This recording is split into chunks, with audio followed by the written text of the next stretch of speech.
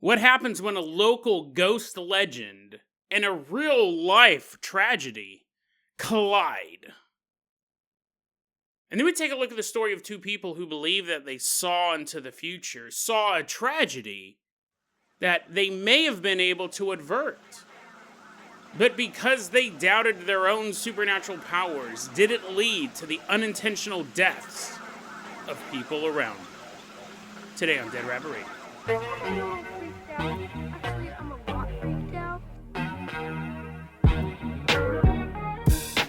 Hey everyone, welcome back to another episode of Dead Rabbit Radio. I'm your host, Jason Carpenter. I'm having a great day. I hope you guys are having a great day too. I hope you guys are having tons of fun doing whatever you're doing. I have a tongue ulcer. That should tell you how my day's going. I said it was great, and everything is great except for the tongue ulcer. And the fact that I have to put out a podcast, right? I can't not put out an episode just because my tongue hurts. Just eating too much spicy food lately. There's a place here in town that serves a thing called the $20 burrito. It's $20, and it's delicious. It's delicious except for the mouth ulcer you can sometimes get while you're devouring it. But someone who never has mouth ulcers, someone whose tongue is as pristine the day he was born, walking into Dead Rabbit Radio Command, everyone get on your feet and give it up for BS. Woohoo, yeah, haha, yeah, he's all showing his tongue off. He's all licking everything, licking the spiciest things in Dead Rabbit Radio Command. BS is one of our legacy Patreon supporters. And BS, that is why you today are going to be our captain, our pilot. If you guys can't support the Patreon, I totally understand. I really do. Just help spread the word about Dead Rabbit Radio. That helps out so much. Tell your friends, tell your family, tell everyone you know. Dead Rabbit Radio is your favorite paranormal show. And forgive any mispronunciations this episode or past episodes as well. I'm going to navigate as best as I can with this ulcer tongue. It's just a little tiny dog. I'm kind of being a big baby about it, to be honest. It does hurt. It hurts to talk, but what are you going to do? But yes, let's go ahead and get this party started. I'm going to toss you the hair hang glider. Everyone grab onto BS's ankles as he jumps off the highest point of Dead Rabbit Radio Command and glides us all the way out to Maine.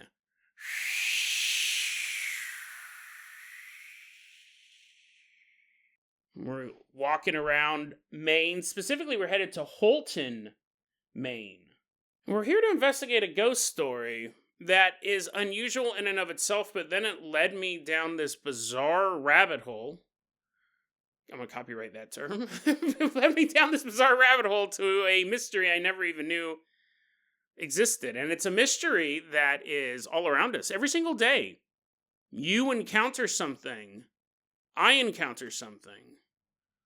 And we look at it and we go, huh. Apparently in this town, I saw some disagreement online. There's a place called Hemore Road. Some people say it's in Houlton. I looked it up on Google Earth. I was getting it closer to Ludlow or Hammond. Those are other towns in the area. But it could be a giant long road, roads have same names sometimes. We're at Hemore Road and we see this old green house sitting on this road. It's been abandoned since 1966. Don't get too excited, not 1766. It's been abandoned since 1966. The reason why is back then there was a young mother with 9 children. Mommy, I need new socks. Mom, I need shoes. Mommy, I'm the baby of the family. I need food. I don't even know what socks are. I'm hungry, Mommy. And Mom's like, yes, all 9 of my children. I'll give you shoes and socks. She's all feeding the baby socks and giving the older kid baby food to wear on. She's just totally hectic, right? There's a lot of kids. Any way you cut it. But to make matters worse, apparently she also, I thought these things were instant. I didn't know that you could have one and you go to the doctor and the doctor goes, I don't know what's wrong with you. You're bleeding out of the ears. You're all, you're barely conscious. I don't know. Just maybe take a break. Shovel off those 9 kids to the nearest relative and hang out. Apparently she died of an undiagnosed brain aneurysm. I thought those were just kind of instant. I thought you just kind of fell over dead, but maybe I'm wrong. Maybe I'm wrong. It's easy to Google it. I didn't do it. I was too busy researching the other thing that we're going to get into that totally blew my mind. But one day she's walking around the house and she keels over. And all 9 of her kids are like, Mommy? Make it extra depressing, right? The baby's like, I was just born. I need milk. I need milk, Mommy. Roll over, Mommy. Just to make it super depressing. They just brought new puppies. They also got new puppies home. She dies. She dies of this undiagnosed brain aneurysm. I'm sure the kids did fine. Right? It's 1966. It wasn't like they didn't all go work at a steel mill. I'm sure they got treated fine. I'm sure that they went to foster homes or whatever relatives. Anyways, the mom died. Now, apparently, if you go out to this area, outside of this home, this old green house, like I said, I tried looking up. I found the road, but it wasn't near Houlton, and I tried finding the house. Trying to find a house to see if I could go, oh man, maybe we could go there. Maybe you could go there if you live in Maine and send me pictures. Apparently, if you go near this house, you feel an overwhelming sense of loneliness. You just go there and you're all, oh my God, it's like crippling isolation. You feel like you've never been loved and never will be loved. There's a reason why they don't put this in the tourist brochure. There's a reason why they don't put this in the tourist brochure. It's because of the crippling depression. That in and of itself, it's interesting, right? Paranormal. You go near this house, you feel totally isolated. But what's even more exciting than raw, unfiltered depression is that apparently people have said that if you're walking by this house or driving by this house, you'll see money fly out of the windows. Dollar bills, y'all, flying out of the windows. And of course, people are going to stop and run over to get the money. As running over there is so sad. They're like, oh, all my financial problems are solved. Oh, my mother never loved me. You're all crawling on the ground, sobbing, trying to pick up this money. Apparently, money flies out of the windows. People see this happen, but if you go to get the money, there's nothing there. I find this super interesting. It's bizarre, right? And I find this super interesting because even as a local ghost story, it kind of defies what we normally see in these local ghost stories. We cover quite a few on this show, but I research for way more hours than it takes to find the 2 or 3 stories that cover on an episode. And I'm sure you guys have read all sorts of books about ghosts or websites about ghosts. There's so many of these local legends, and they're usually scary. Crybaby Bridge, you hear the sound of a baby gurgling in the water because they fell off the bridge a long time ago. We've done episodes like that. Haunted houses, the screams of the dead and the dying trapped in there, like flies in amber. Very rarely do you get a gift. Very rarely do you get a gift, and not just in normal hauntings. I'm talking about like the teenagers in town making up a ghost story to scare their little brothers and sisters, and then it gets passed down from generation to generation. It's usually bloody or scary, or the woman down at the river, or the headless hitchhiker on the railroad tracks, all that stuff. This one is, it's money. It's money shooting out of the window. Why wouldn't you want to go here? Now, the fact that the money doesn't exist, like when you get there, it's not there, I mean, that kind of can damper it. But you know what I mean? Like, if you were going to make up a ghost story, this one is so bizarre, and it's so outside of normal ghost. Even, like, made-up ghost stories is what I'm saying. This one might be a local legend that has some truth to it. Because it's so bizarre. If you're going to make it up, I mean, hats off. You made up something completely original to it. I'm curious, I know we got a lot of listeners all over the world. I'm curious for the people in Maine if they've ever heard of this story before. Because if you look up Houlton, Maine ghosts, this one comes up pretty often. I found it originally on the Shadowlands.net. And then I was trying to confirm stuff, trying to figure out, what part of the story's real. Couldn't confirm any of it. But, actually, now that I think about it, it could be that the money is flying out of the house and people are putting it in their pockets and they go, oh no, when you get there, there's no money. There's no money at all unless they're wearing like a $3,000 suit. They got a little monocle. They're like, no, I drive by there at least once a week, but there's no money. No money at all. So you won't go. Maybe the money's shooting out of the house and they're taking it all. But a pretty interesting haunting, but that's not the main reason why we're in Houlton, Maine. Because it's as fascinating as it is as a ghost mother who's so lonely because all of her kids are gone and she's trapped in this abandoned house that she throws money out the window to get other people to show up. I came across this and I was shocked. I didn't know any of this information. Maybe I'm building it up too much. But yes, let's go ahead and we're going to walk to the corner store. We're going to walk to the corner market. Ding, ding. We walk in and it's like a little convenience store. There's a guy standing behind the counter. He's like, hey guys, what's up? We're like, hey. I'm here to get something to drink. And I'm walking around and I go, all of these drinks here. We know Coca-Cola was originally made with cocaine or the coca leaf. And it was a medicinal drink. Did you know that? Did you find a ton of it? You're like, oh, I love cocaine. Oh, you're drinking all of it? I was like, okay, they don't put so much cocaine in it now. We don't know how much cocaine they put on it because they have their secret recipe. They say there's no cocaine in it. But it's pretty delicious. It's pretty delicious. Coca-Cola is my favorite soft drink. I can't drink it that often because it's so full of sugar and stuff and cocaine. Coca-Cola started off with a little bit of cocaine in it. Dr. Pepper originally started off as a medicinal drink. That's why it tastes like prune juice.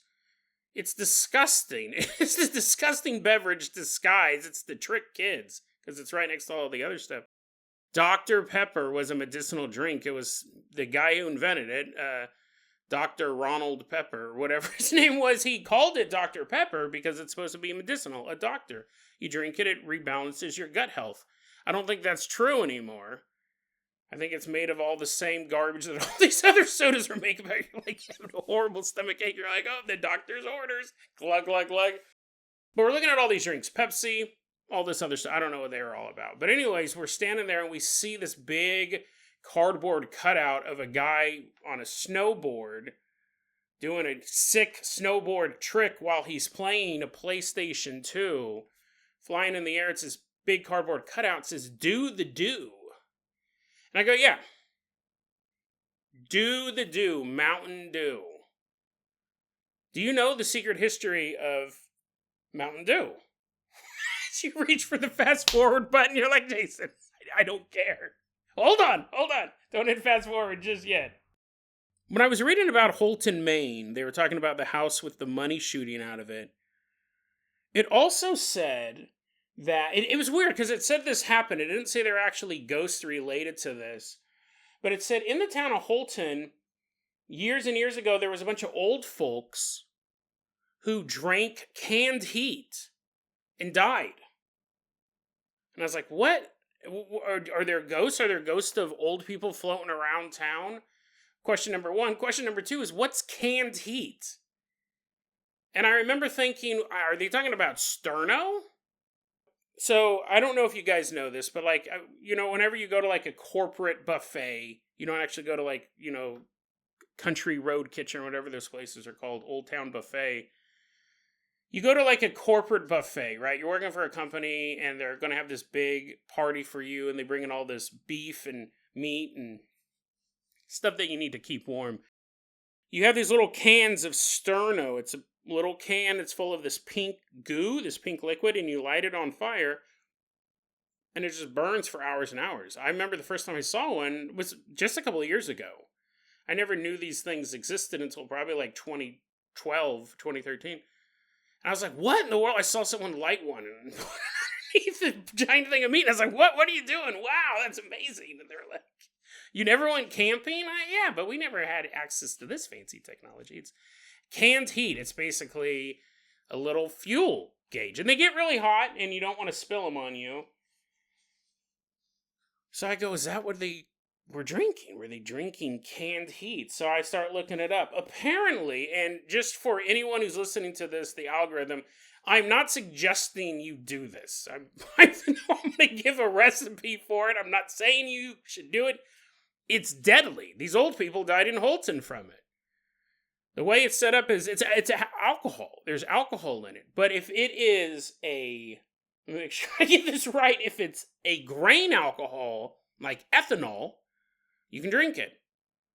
But if it's a wood alcohol, like methanol, which is what is used in these Sterno cans and other fuel sources, if it's methanol, so wood alcohol, it will get you really, really high really, really quickly and then either fry out your optic nerves, a lot of people go blind off this type of stuff, or just kill you. People do drink it, so it's cheap. And especially during Prohibition, you had like hardcore alcoholics being like, where am I going to get my next rush? And they go, well, I know that Sterno or canned heat, I don't know if that was a brand name back then. I've said it enough that I'm waiting for their lawyers to be like, quit telling people to drink us. Quit even associating with us.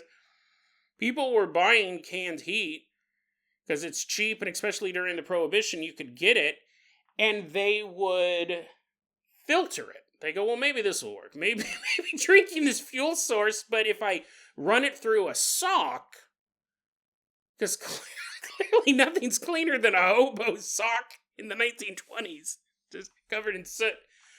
You put this, I'm not telling people to do this, but they would put the Sterno and they drip it out through a sock, and then the fluid that came out of the sock, they go, well, this is clearly good to drink. As they're all blind, they're just kind of feeling around. They're like, oh, where did I put my socks? I need to make more of this. They would filter the Sterno through the sock. Another group of people, they were a little fancier about it. They would get a loaf of French bread, and they would cut the ends off of it and pour it through the French bread. And they're like, ooh la la, we are making the Sterno. We are making the drink. The Pink Lady is what they'd call it. They call it Pink Lady.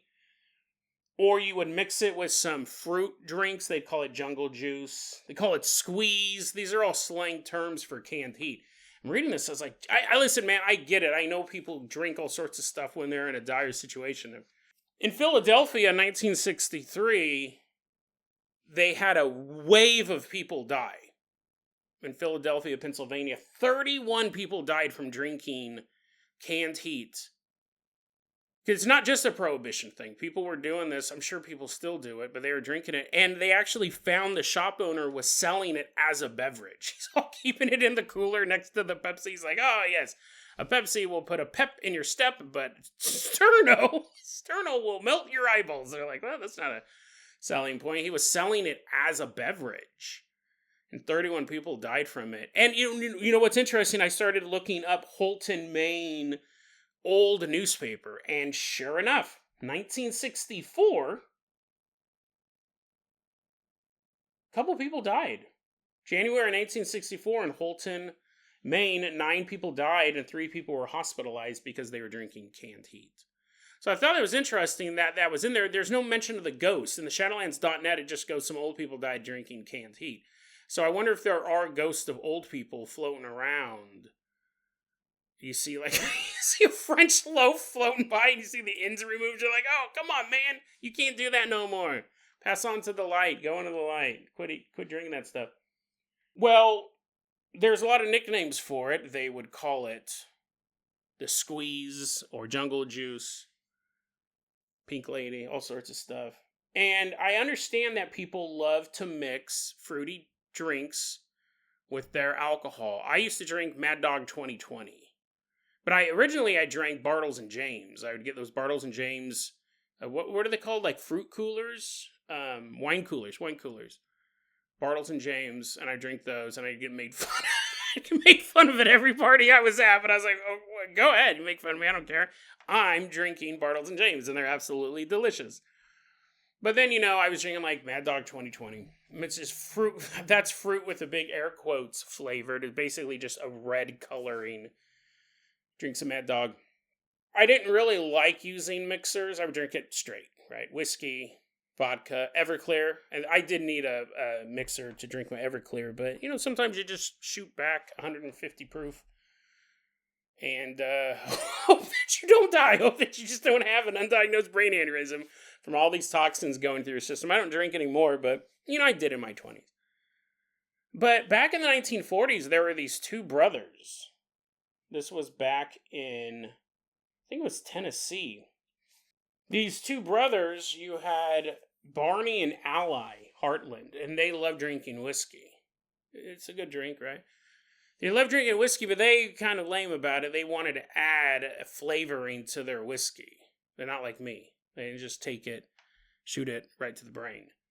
They're kind of lame. So they go, well, you know what we really want to do is we want to have a flavor to kind of wash down our whiskey. They also said, you know, it'd be really cool, because, you know, people do Coke and whiskey and all that stuff. They go, what if we had something with caffeine? So we get that whole, like, Coke and whiskey type of thing. We want a mixer that has caffeine in it, gives us a little kick. The brothers are like, yeah. And then they go, what if, you know me, bro, we like stuff citrusy. We like stuff to be a little sweet. What if we could make our own mixer? What if we could come up with a citrus-flavored drink that has a high caffeine content, specifically crafted to be used with whiskey? And they did. They came up with this concoction, and they named it after an old slang term for moonshine.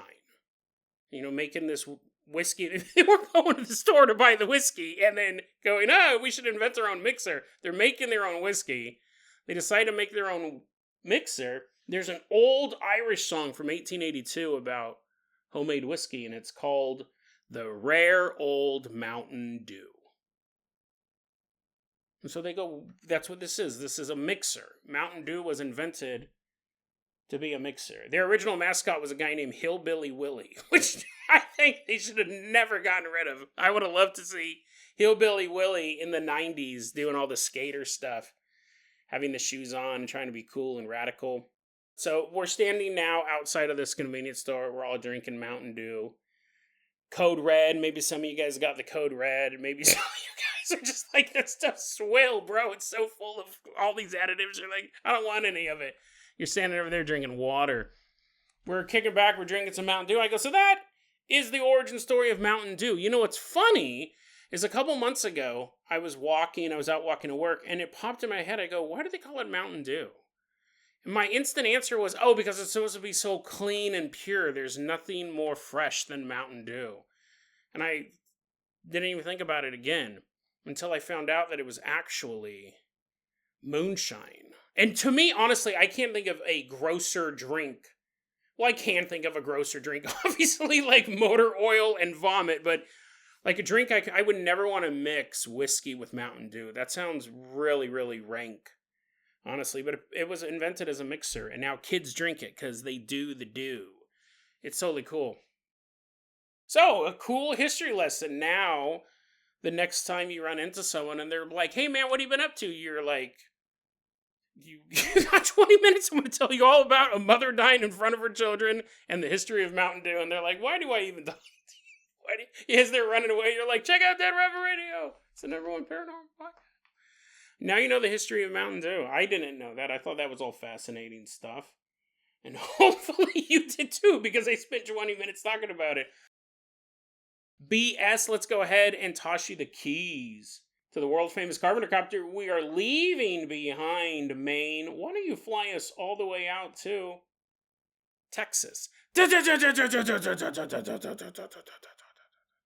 BS is taking us all the way out to Texas. Specifically, we're at Fort Bliss,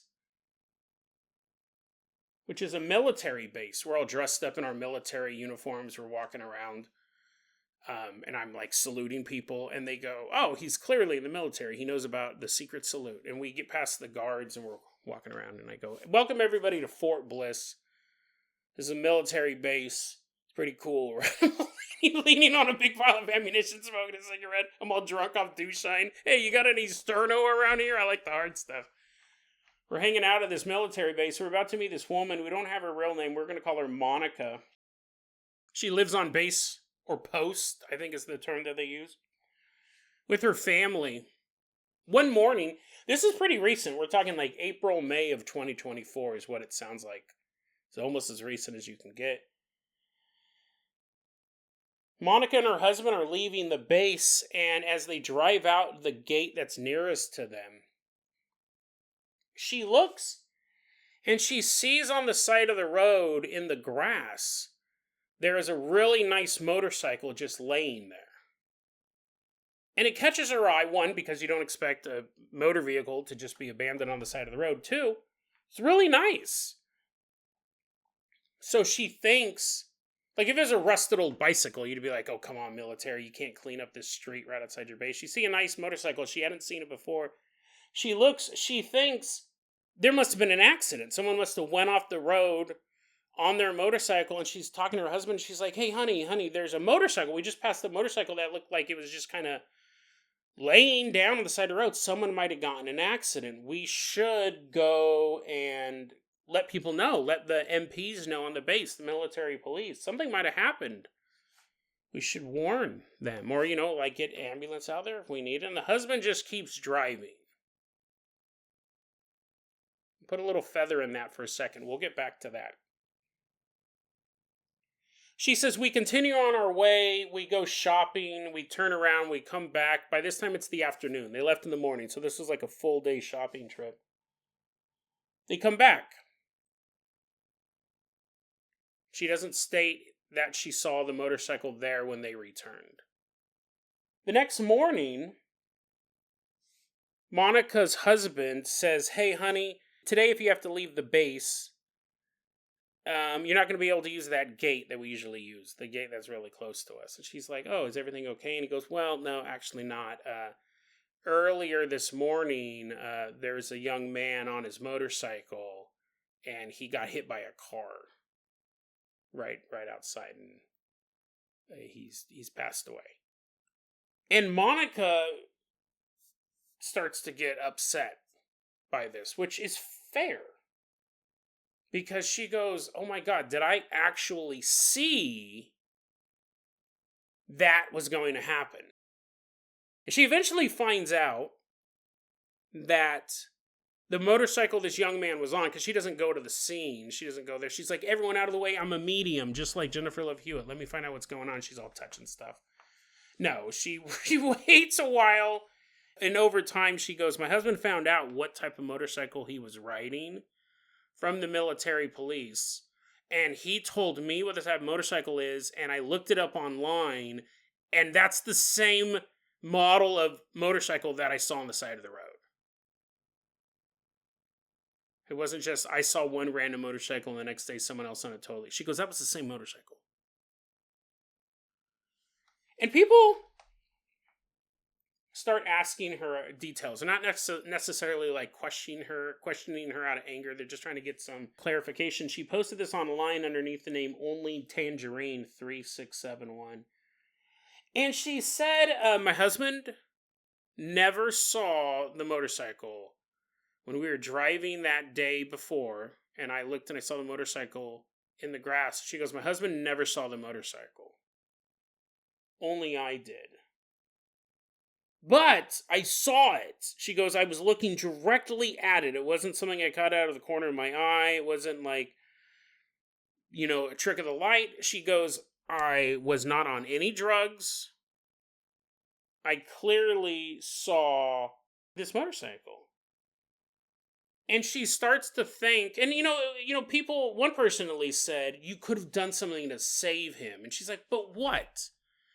What could I have done? I see a motorcycle. I mean, I guess I could have walked around all over the base looking in everyone's garages to see if they had a similar motorcycle and warned them. But outside of that, or telling the guards at the gate saying, hey, I had a vision of a motorcycle outside the... Because again, she doesn't even know when it happens that it's paranormal.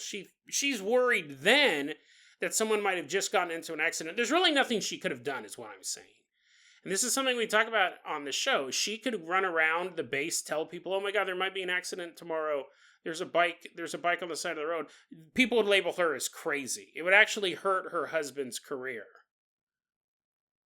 And a lot of times we experience stuff that is paranormal that we don't tell people. And again, she didn't think this was paranormal until the next day when it actually happened. And then she goes, wow, maybe I did see a little bit into the future.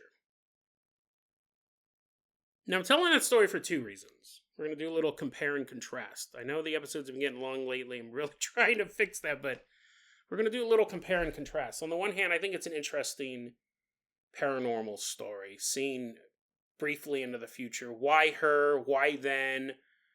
Could she have done anything to stop it? I don't think so. But why did she see it? Very, very interesting. Now, I like to go through people's posting history when I can. That is one of the bonuses to finding stuff on Reddit, is that you can find out what else they talked about. Whether or not you believe that story, let's pretend that you do. Let's pretend that you accept that story as she told it. She's not deceiving us, at least. She's not making it up. You can go, maybe she saw this, maybe she saw that. But let's say that the story itself is accurate from her point of view. I continue to look through, and this isn't a judgment. This is an interesting kind of compare and contrast thing, because we're going to do another story right after this. I began looking through her posting history, and Monica, which again isn't her real name, and she posts about this stuff online. She's pretty open about it. She, for a while, was diagnosed as bipolar. She said that it was a misdiagnosis, but they started treating me with medication for my, for what they said was bipolar disorder. She said she wasn't on drugs, and I think when people say that, she means stuff like acid or weed or Coke or Mountain Dew.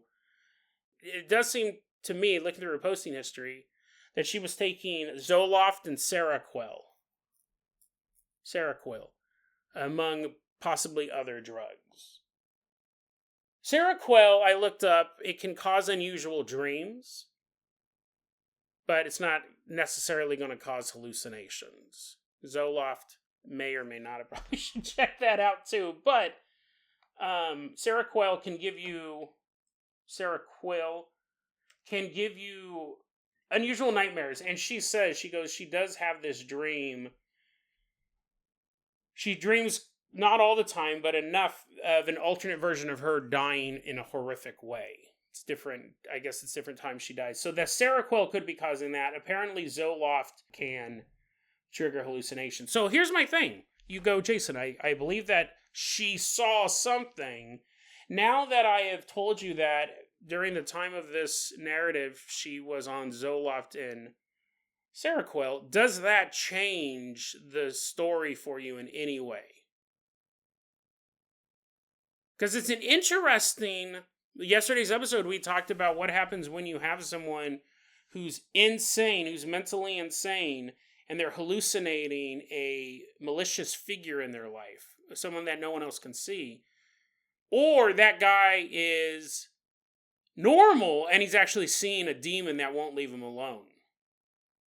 But there's a third possibility, that you could be both insane and there's a real demon there. And I'm not saying Monica's insane, but it's definitely possible that you are taking medication and you see something that's real. I think sometimes we go, listen, man, I do it. When I'm looking for stuff to read, when I'm looking for stuff to research and talk to you about, if I see really any point in the narrative, I do this because I have to consume so much information to find the 2 to 3 stories to put out an episode. If I see we were dropping acid that day, I'm probably not going to finish it. I might skim it a little bit, and then we were smoking the biggest doobie that day, man. It was fat. It was fatter than Oprah Winfrey's paunchy legs. I'll probably skip it. And a lot of it's just a time constraint. I'm not necessarily doing that with medicine like this. If I'm reading a narrative... Now, I didn't know she was taking this stuff when I read the initial narrative. I was looking that up. I'm not necessarily going to dismiss it at all. Just out of hand, like I would if someone said, we dropped a bunch of acid, and then I saw my brother get attacked by goblins, but then everything was fine. I looked over, and he was totally fine. I was eating his face. I'm all, yummy, yummy. Best tasting food in the world. Brother face. You know, I think it's possible to be on these types of medications and still see real phenomenon. But I'm curious what you guys think about that. Am I giving it a pass? Here's the thing. If the accident didn't happen the next day, it would just be about a person who saw a motorcycle on the side of the road. It wouldn't be notable at all. And what's interesting is she says, we just kept driving down the road. Remember, the husband didn't believe her. He didn't go, oh, honey, well, if there's a motorcycle on the side of the road, you're right. Someone might, like, if you saw a car kind of sticking out of a creek, like the back end of a car, you'd stop, or you would say, hey, we just passed the car, it's in the creek. And if you didn't see it, but someone, you're like, whoa, whoa, whoa, dude, did you see that? Oh my God, I think I saw a car in the creek. You'd probably turn around, or you'd pull out your cell phone to call somebody. I'm wondering if her husband is used to this type of stuff. I'm wondering if her husband's like, oh, honey, it's okay. I wonder if she does see things from time to time that didn't turn out to be real. Because it doesn't say. The husband he keeps driving. Interesting story. So does the fact that she take this medication, and she says she was misdiagnosed with bipolar disorder, which is totally possible, it sounds like she's still on it, because looking at her posting history, she can't just stop taking the medicine. You have to like wean yourself off of it. So I think there's this kind of push and pull going on. We wish you the best of luck, Monica. Like, if you do need the medicine, if it's helping you out, that's perfect. If you don't need the medicine, you have to step back slowly and safely. Does it change the narrative? I got another story for you. A little compare and contrast. When Monica posted this online, someone responded to her. Someone who we will call Phoebe. And Phoebe goes, oh my God, that's a crazy story. I had something kind of similar happen to me back in 2005. Phoebe said she was driving down the road. You can tell the story takes place in 2005 because she was driving down the road and talking to her friend on the phone at the same time. Talking to her friend, we'll call her friend Valerie. Phoebe's driving down the road, has the phone. Oh, Valerie, you won't believe what happened the other day on The Big Bang Theory. The Bazinga boy, he ate an entire cake, and it was shaped like Pluto. And Valerie's like, what? I missed that episode. And Phoebe's like, yeah, it was a banger. It was a great episode. And she's driving, and she's talking to Valerie, when all of a sudden, in the oncoming lane of traffic, right? Phoebe's driving one way. She sees this car coming towards her, but not like they're going to get in a head-on collision. Just coming down the opposite side of the road. Phoebe looks at that car and something catches her eye, and she can't look away. She goes, what I see is the driver of that car is a corpse. It's the desiccated remains of a woman driving by. And she goes, listen, I got a good look at it because we were coming in different directions. She goes, I got a good look at it. She goes, it wasn't zombie makeup. It wasn't someone dressed up like this. It wasn't a trick of the light. I wasn't on drugs. She said it looked so much like a corpse it wasn't moving. The hands were just kind of locked onto the steering wheel. And she said that you could just tell that whoever was driving this car had been dead for a long, long time. The corpse's mouth, its jaw was kind of angled out in this almost impossible way that a living human jaw would look. And it's driving by. Phoebe, who's talking to Valerie on the phone, begins screaming, oh my God, there's a corpse. There's this dead person driving the car next to me. Valerie's like, what? Was that on Big Bang Theory? No, this woman, oh my God, this is so terrifying. And the two cars pass each other. And Phoebe is terrified by what she just saw. She goes, it was so gruesome. 2023, 18 years later, Phoebe gets some bad news. She finds out that Valerie died in a car accident. She was killed instantly during a car crash.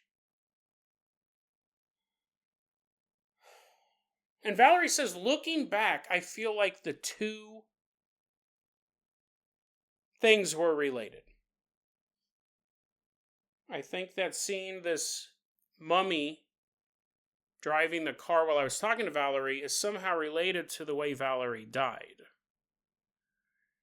And despite the fact that it looked so gruesome that when she first saw it was so terrifying, she goes, it actually kind of gives me a bit of peace because it tells me that there are a lot of things in this world we don't understand. There's a whole lot of mysteries to life and existence. And when you believe in things like that, when you do believe that the world is full of weird, terrifying, but sometimes wonderful things, it can give you a sense of solace when you lose somebody close to you.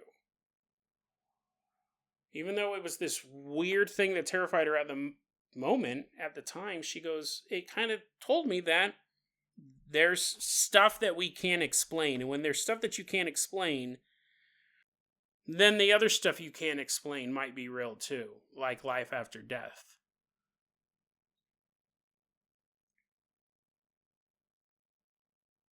Interesting narrative. Interesting narrative, interesting story. She posted this online underneath the name Mushbum13. Now, Phoebe, again, not her real name, I went through her posting history because it kind of gives me a snapshot of the person. I do it because it helps me weed out the fake stories. It's a little bit extra time, but it saves us time, you and me time, by not repeating really sensational stuff, because it turns out their Reddit history is full of really sensational stuff, and they're a fiction author on 10 different subreddits, and then they post on the paranormal subreddit this crazy story. That is another time when I'll start to dismiss things. I mean, like, well, if you're a horror writer and you're part of all these horror writer Reddit groups, then all of a sudden you post something on a paranormal group, it's a little suspicious. But Phoebe, posted on Suboxone subreddits, which I'm not super familiar with how it works or where you get it, but it's kind of like methadone, not chemically, but it's basically a drug that helps you get off of opioids. Some people do it to get high, but for the most part, it's for people who are trying to get off opioids. She also posts on Narcotics Anonymous subreddits. So again, you say, well, does the story change? She doesn't specifically say she was on narcotics back in 2005. That could be a much more recent thing. She said she wasn't on drugs. We can accept that.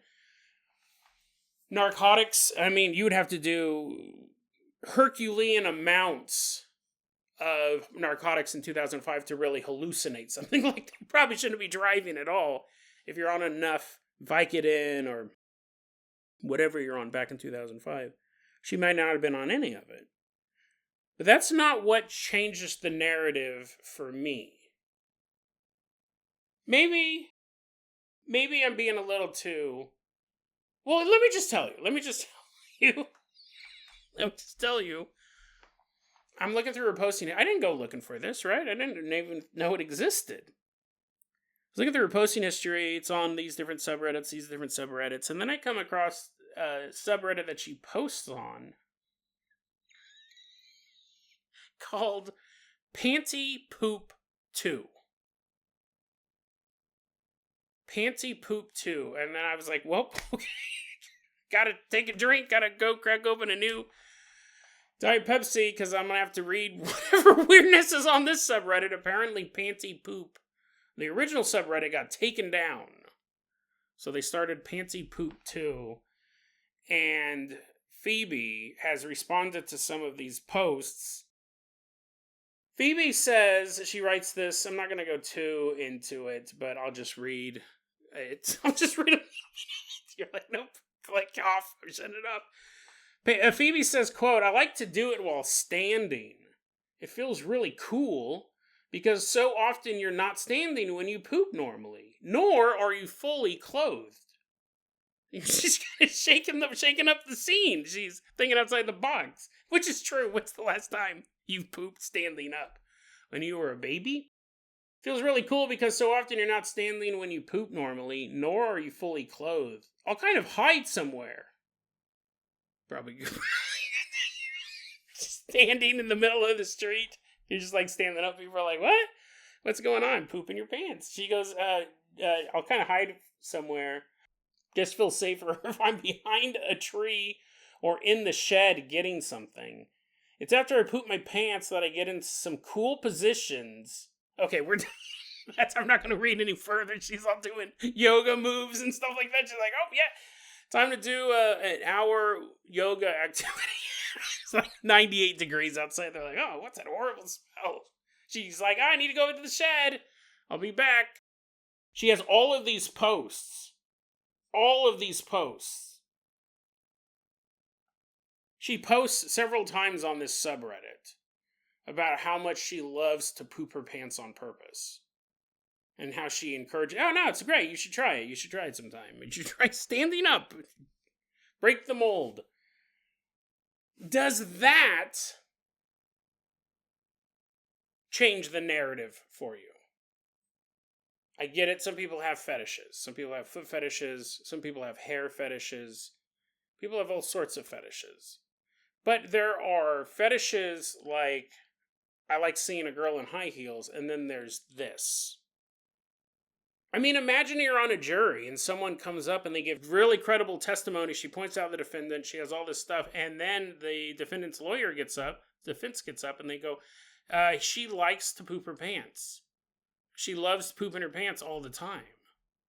Not only when she's being mugged. Here's a photo of her walking into a shed. We hired a private investigator. Private investigator has a clothespin on his nose. He's like, oh, that's the worst job I ever had. Here's a photo of her walking into the shed. And if you notice photo 2, when she's walking out of the shed, you can see the pants. The pants are a little heavier. You can, no, it's not that she had a couple tools in the back of her pants. No, she pooped her pants in the shed. So clearly, who are you going to believe? My client, who is an upstanding citizen who uses a toilet to go to the bathroom, or her, a woman who poops her pants on purpose? Does that change things? Does that really make you go, well, this person might have some underlying issues? Which maybe, right? They may have some underlying issues. It could be who knows why, right? It boggles my mind why anyone would want to do this. To me, I would go, hey, this is the thing, I don't know the answer. Because again, I didn't go looking for this. I just found the story about a mummy driving a car. I was like, oh, that's pretty cool. And once I select to do it, then I go through the posting history. And I'm just kind of scrolling. And I go, oh, great, a panty poop. Panty poop subreddit that already got shut down and they had to start a new one. There's enough of a demand for it that they're like, we need the subreddit. We need poop. So, does that change the game? If someone tells you a story, you may go, Jason, I don't believe mummies can drive cars. Like, you may dismiss it out of hand. But let's say, again, that she saw something, that it wasn't a trick of the light, that she's not making it up. She's telling the story accurately from her point of view. If you find out that she poops her pants on purpose for fun and then just likes to kind of move around in it. He's all doing the baby dance from Ally McBeal. Ooga chaka. Like, what? She's wearing a diaper. No, I don't think they wear diapers. That's even weirder, right? You'd have such high laundry bills. Assuming they wash their clothes. I just thought, oh man, she's like, oh, this one goes in the Hall of Fame. I never watched that one. Does it change the thing? Does it change the story about the mummy driving the car if the person telling it poops their pants in public on purpose? And again, I don't know. I think both of these stories I think it's possible that you do love pooping your pants, and you can still see a mummy. That's it. Come on, man. We gotta have a shirt that says that. It's possible that even if you enjoy pooping your pants, you can still see a mummy driving a car down the street. One does not negate the other. However, I do think a lot of people would say, no, Jason, she clearly has some issues if she's pooping her pants. The whole drug thing, the whole Suboxone and the Narcotics Anonymous, that is not even on the table for me. Like, I don't think that's affecting it at all. But if someone poops their pants for fun, it's like, I believe that both of these stories happened. I'll put my cards on the table. I believe that both of these experiences were real. But I think there are a good amount of people who would, the first one they'd go, no, probably not. If she's on that type of medication and she's undiagnosed bipolar, what does she have? And you could say, well, nothing. The doctor could have prescribed her this stuff, and she doesn't really have anything.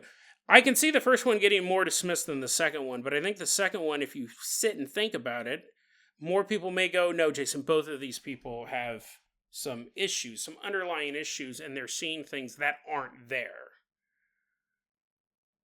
But again, I think that both can be true. You can have some sort of underlying mental health issue and experience the paranormal. I don't think one negates the other. I think one can lead to the other. I think you can have so many paranormal events happen to you that you start to lose grasp of reality. We got a story coming up about that. Probably not this week. Maybe at the end of the week, maybe next week. But it's kind of along that line. This guy started seeing stuff. He had a really traumatic paranormal experience, and it shook him to the core.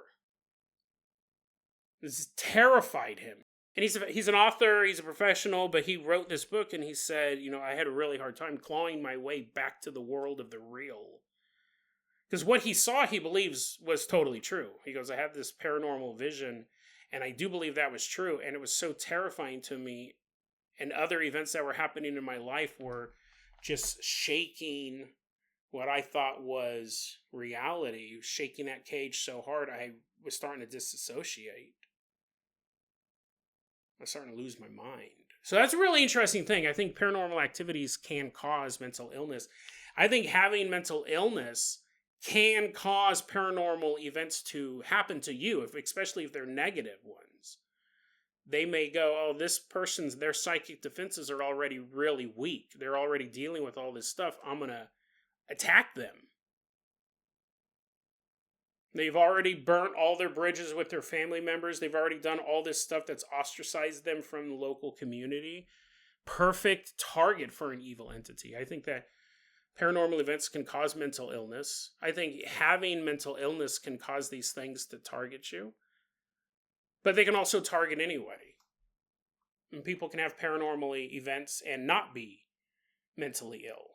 I don't think, say, who are the two famous ones? Ed and Lorraine Warren. They just had tons of paranormal experiences. I don't think they were mentally ill. People like Zach Baggins.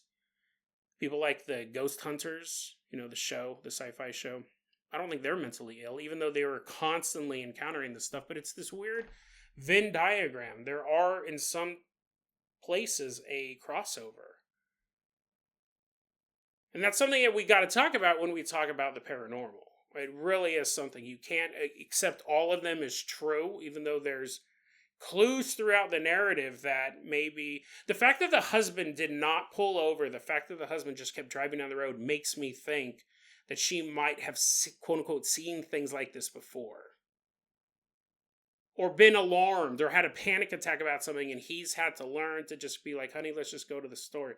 He has to navigate her back into the real world. That kind of makes me... But again, I'm just guessing off of her narrative. But we do have to address it. You can't say that all of it's real. And I also don't think you can say all of it is mental illness. I think both of those are undercutting so much of this world. And if somebody does have a super bizarre fetish, it doesn't necessarily make them not credible to me.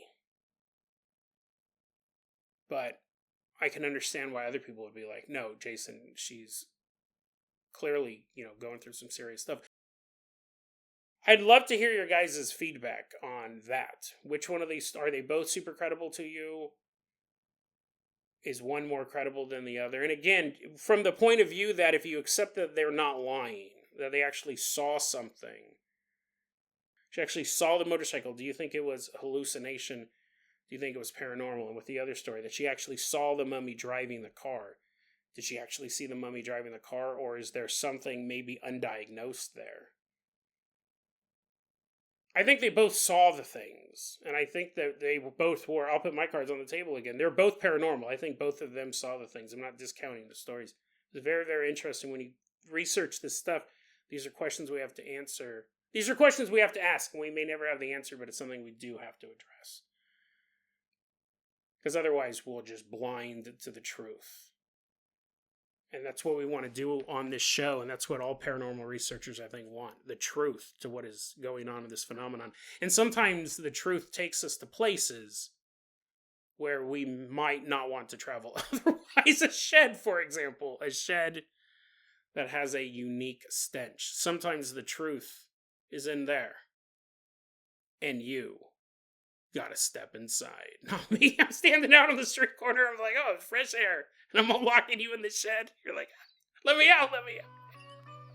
And as I laugh, deadrabbitradio@gmail.com is going to be our email address. You can also hit us up at facebook.com/deadrabbitradio. TikTok is @deadrabbitradio. Dead Rabbit Radio is the daily paranormal conspiracy and true crime podcast. You don't have to listen to it every day, but I'm glad you listened to it today.